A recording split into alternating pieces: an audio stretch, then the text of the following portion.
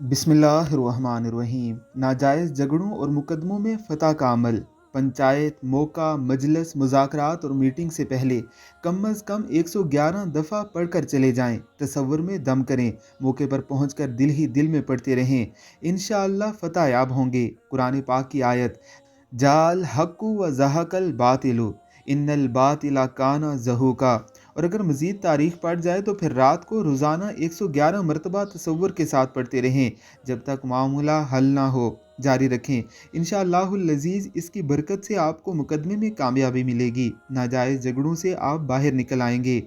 दुश्मन चाहे कितना ही ताकतवर क्यों ना हो, आपके हक़ में फ़ैसला होगा। नाजायज़ हरगिज़ ना कीजिए, कि ये अल्लाह रब्बुल इज़्ज़त का कलाम है और अल्लाह आपके जायज़ और नाजायज़ होने को बेहतर जानते हैं। अल्लाह रब्बुल इज़्ज़त की ज़ात हम सबको अमल की तौफ़ीक अता फ़रमाए। आमीन, अल्लाहुम्मा आमीन।